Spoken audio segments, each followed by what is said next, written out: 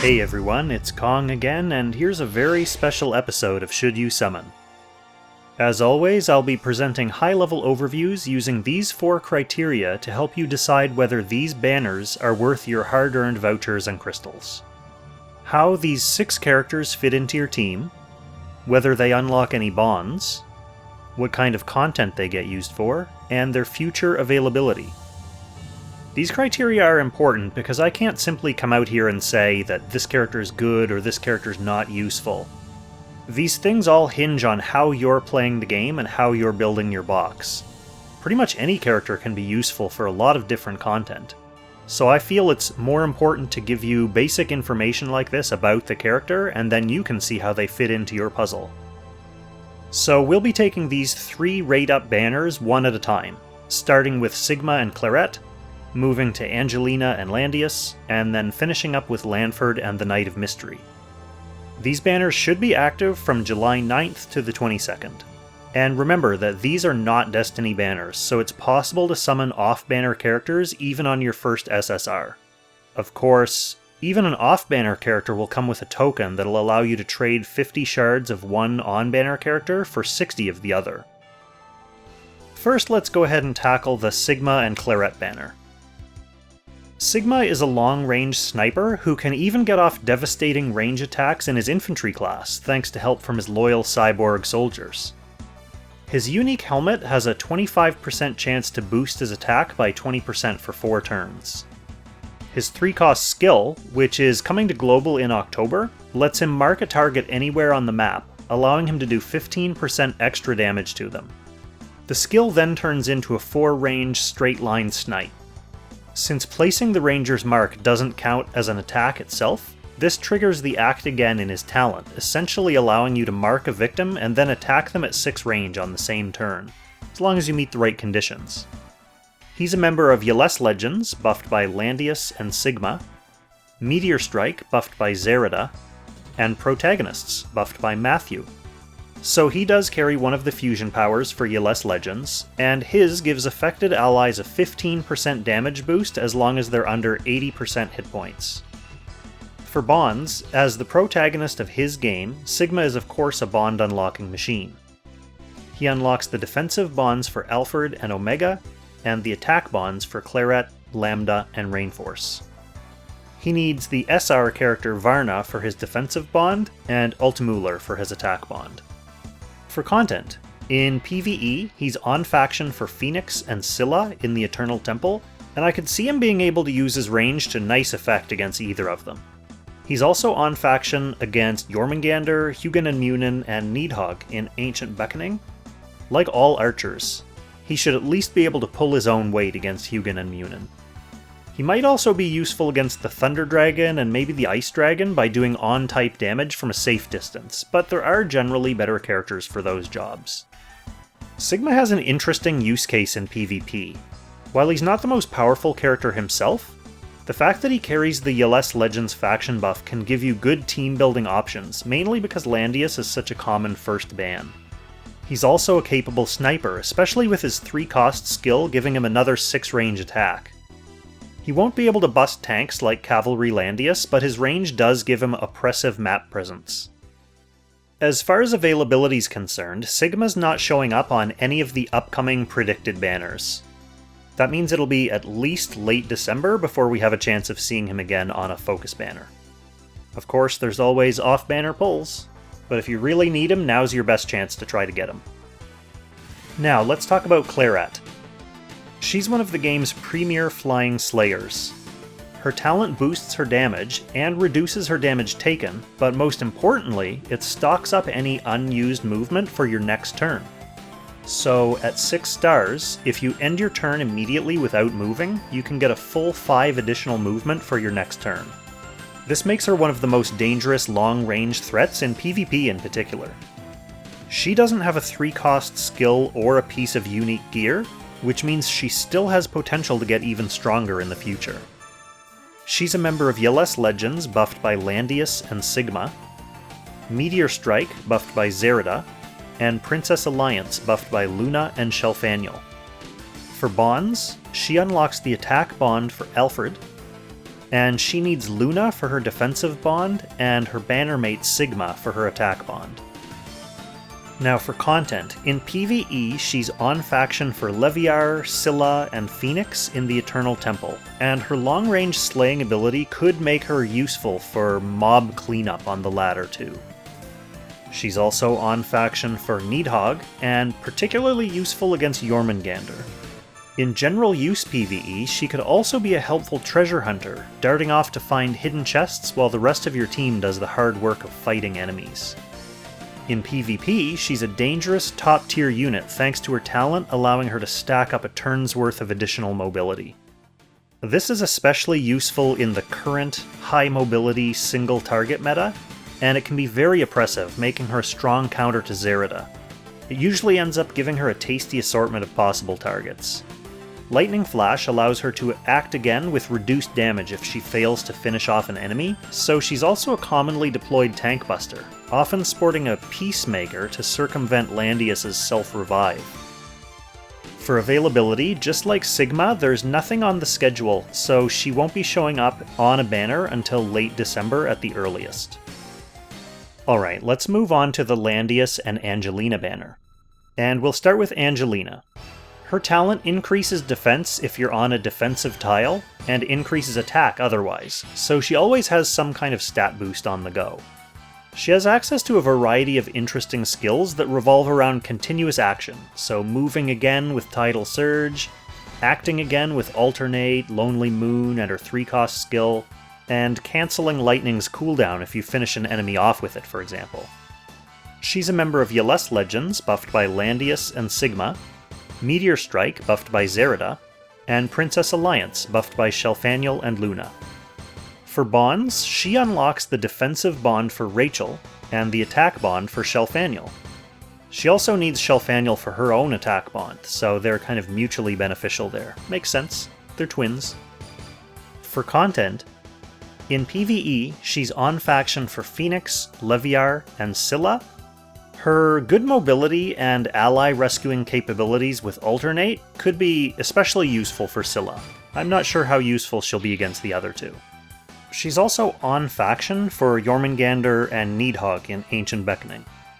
Alternate and her flyer mobility can actually make her a helpful overall pick for solving problems in general PvE content, like story and time rifts and stuff like that.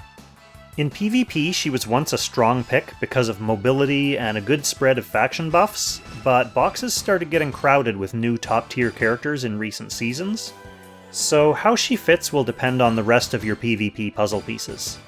Of course, solid Yeles Legends characters are never far from the Apex scene. The launch of her 3-cost skill brought her right back into contention for annoying AoE displacement boxes, with some people having great luck pushing enemy units into the poison fog and then freezing them there. For availability, she is slated to come back in late October on a rate-up, non-Destiny banner alongside Illustrial. Now, since this video is 3 banners long, and we're all at serious risk of suffering from Kong exhaustion, including myself, let's bring in the big guns to talk about Landius. Hey guys, LEUMAS here, and today I am on Kong's channel. So, we are going to discuss Landius today, and Landius, for those who maybe not know, is a pretty spectacular unit. So he is the crown jewel of the Yeles Legends faction. He is their primary faction buffer, and he is a fantastic tank that can do a hell of a lot of damage, and actually even has a couple support functions. He also does have his 3C out that came out a couple months ago in the middle of Season 3 playoffs, and basically it's a souped up version of his guard skill, Tranquility. And basically what his 3 cost does, it's a 3-turn guard that obviously guards, but it also decreases, it has a command aura that decreases the range damage you take by 15%, and it also reduces your incoming crit rate by 30%. So very very good aura. But the difference between Tranquility and Peace of Mind, there's three differences. One is the 3 turns instead of 2 turns. But the 2 more important ones are, it also increases your friendly healing effects by 15%. So you get bigger heals as long as you're within the command aura. But Landius also restricts move again functions on any enemy that comes into his range. So this means, let's say you have Luna with Move Again come in to attack Landius. Well, guess what? She can't escape anymore. Now, it's important to mention that this does not cover Act Again skills. So let's say you have Clarett attack Landius using Lightning Flash. Her Lightning Flash is an Act Again. So she will be able to do her second attack, no problem, as Peace of Mind only affects Move Again skills. Now, the rest of his kit is pretty spectacular. Landius has a passive revive skill that is a very, very annoying thing to deal with. But it's also a godsend if you were using him in PvP or even in PvE, as it lets him tank potentially one or more additional hits. He also has a couple interesting attacks. He has Sun Slash for damage and healing, and he has Rout, which lets him stun things. So he's a pretty flexible unit, and surprisingly good offensively, as his soldier boosts are very solid. 35% attack is no joke. You know, he can definitely pack in a punch. So I guess since we're on the topic, we should cover his soldiers. So he actually has a very diverse set of soldiers that are pretty useful. I would say the core 3, he has a core 4, are obviously Royal Cavalry, which is what you generally see him using the most often. But he also has great Lancer and Infantry options in both Heavy Centurions and Guardian Infantry. Both are very bulky soldiers that will help him survive different matchup techs that you might see.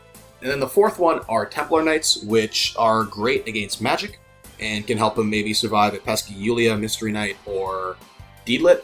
Lastly, I guess I will also give a shout out to Treants, even though they suck. Please don't use Treants. Heavy Centurions are much better. So, in terms of his factions, Landius is part of, obviously, both the Less Legends faction, but he's also a protagonist. So, he gets buffed by Sigma on the Legend side, and he gets buffed by Matthew on the protagonist side. Obviously, he buffs himself as well. So, his Legend buff, obviously, it buffs all Legend units. But the other thing it does, it actually increases your damage by 15%, assuming as long as you don't have class advantage. So let's say you are running a Cavalry Landius and you attack an Infantry Elwyn. The 15% bonus will not proc, but let's say you're Clarett and you're a Flyer and you never have class advantage. Well, guess what? Clarett always has a 15% damage buff. So that's pretty spectacular. In terms of bonds, the units that need him for bonds include Lanford, Estelle, Mystery Knight, and Rachel. And then he's so OP, Zong actually says, hey, you know what, you only need Rachel for your bonds because your other fourth heart is unlocked by doing arena. So you just have to win with him in the arena 5 times. And you know what, he's pretty strong. So, you know, that should be a pretty easy task for most people to accomplish. In terms of PvE content that you'd want to use Landius for, well, basically anything. Landius, in my opinion, is easily the #1 PvP tank, and that's because of his talent. So, for those of you who don't know, his talent does multiple things. It has a passive stat boost where if he ends his turn with a friendly unit within 3 squares of him, he increases his attack by 20%. Now, this is a stackable buff on a regular attack buff from a faction buff, let's say, as its unique buff. So his attack skyrockets, and 15% of his total attack will get added to his defense and MDef, helping make him a lot tankier. And then he also passively reduces range damage from his talent as well by another 20%. And he has range counter. And the range counterpart is why he's so good in PvE. All those pesky mages and archers that are attacking your tanks, well, guess what? They can't attack for free anymore. And this is why he's better than Ledin for PvE. Now, Ledin is a good tank overall, and Landius can't do the amount of damage that Ledin will do, because Ledin has the double hit on counter, and also his Ledin's faction buff helps increase his damage significantly as well. But, I mean, to be honest, unless you're facing an entire map of cavalry units, Landius is just going to straight up outperform Ledin, as he both tanks magic better and he can counter kill things faster. So basically, it's less counter kills, but a better taking experience overall. Now, one of the things I hear a lot from people is that they say, Landius is very resource intensive, which is not totally incorrect, but at the same time, it's not like Leden's any less resource intensive.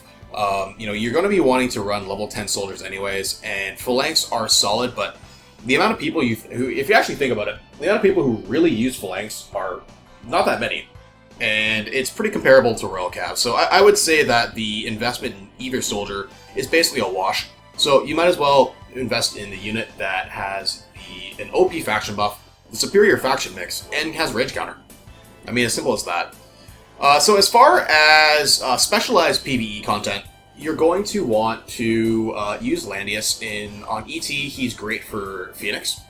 And then on AB, the only one you really want to see him on is H&M, and that's to reduce the range damage. I suppose you could bring him on Nidhogg, but I wouldn't recommend it. Tanks, I don't think, are very good on that fight. In terms of PvP, Landius is arguably one of the most irreplaceable units. He is commonly referred to as one of the 2 meta tanks, along with Jugler, and he is an absolute PvP monster. And it's really hard to construct a box without him because of the amount of things he can do. I mean, it's basically a rehashing of his kit all over again. All those things in conjunction just make him a incredibly difficult unit to deal with. And then at the end of the day, he has a passive revive. So, instead of like Juggler where you kill him once, you really have to kill Landius twice. And obviously there are ways to mitigate that. But, it's overall, he is insanely strong. Also, Landius does not yet have a unique, though I shudder at the thought at what Zlong might give him, because anytime anything Landius comes out, or just honestly the Less Legends faction, it's pretty OP. So, I'm very excited to see what they might come up with in terms of unique, because it's probably just going to be stupidly OP. So, I would recommend every player, invest as many resources as possible to pull this unit, because between him and Juggler, those are probably the 2 units, at least PvP, definitely PvP-wise, but I'd argue because Landius has so much run in PvE, he is arguably the most important unit for you to pull, because you use him literally everywhere, and he's top tier in PvE, and he's top tier in PvP. So that's it for me today, guys. Thank you for listening to me rant about Landius, and I will see you guys around. Thanks for your insights, LEUMAS.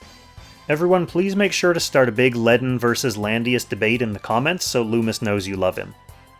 Okay, finally, let's look at the Lanford and Knight of Mystery banner. And let's start with Lanford.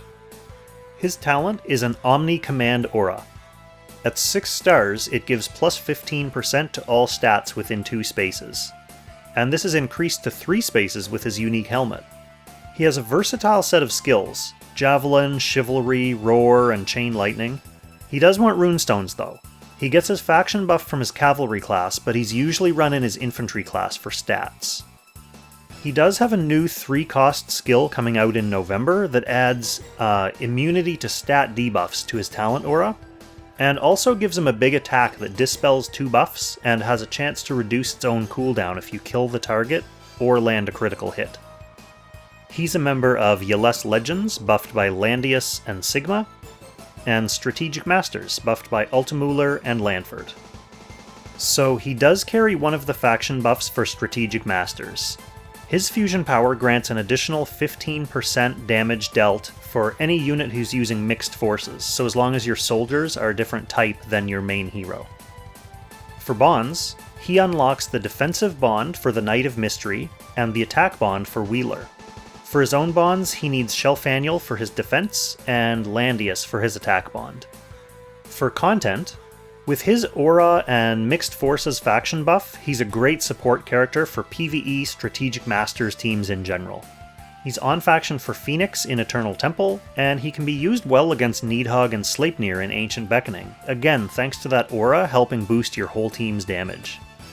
He doesn't get much play in high-level PvP, mostly because he lacks reliable one-shot capability and survivability.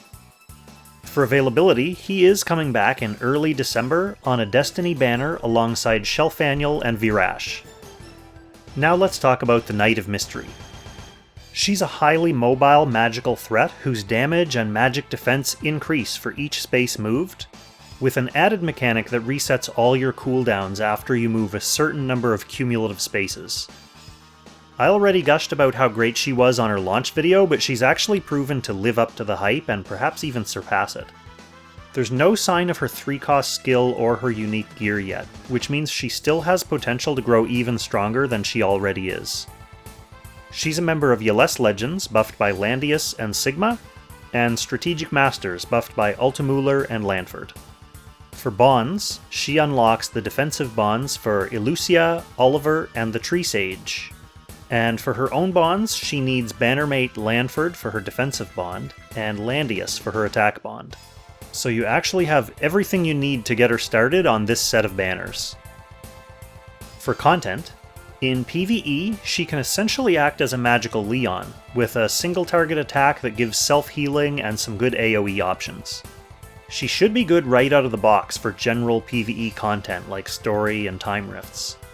She's also a strong magical damage option for Strategic Masters teams. She's on faction for Phoenix in Eternal Temple, and Sleipnir and Needhog in Ancient Beckoning.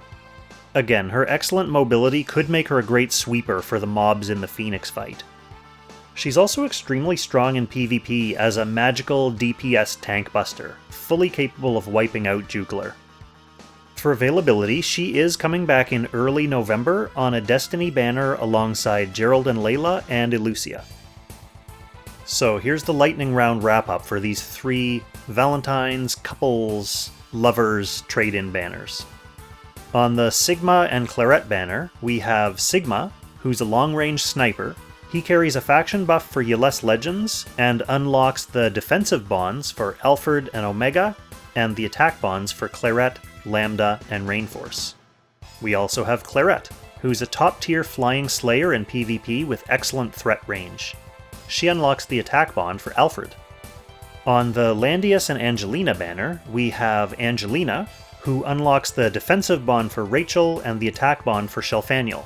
She has lots of mobility and acting again versatility, and she also has an annoying AoE displacement 3-cost skill that makes her potentially dangerous in PvP. We also have Landius, who's a dominant distant counter PvP tank who's also top tier in PvE. He carries the other ULES Legends faction buff, and he unlocks the attack bonds for Lanford, Listel, the Knight of Mystery, and Rachel. And finally, on the Lanford and Knight of Mystery banner, we have Lanford, who carries a Strategic Masters faction buff, and unlocks the defensive bonds for the Knight of Mystery and the attack bond for Wheeler. We also have the Knight of Mystery, who's a powerful mobile magic damage attacker. She's great in general purpose PvE, and she's a Juglar buster in PvP. She unlocks the defensive bonds for Lucia, Oliver, and the Tree Sage. Just in case the pattern hasn't made itself abundantly obvious by now, this is essentially a giant ULES Legends party. I do recommend summoning on these banners for a few reasons.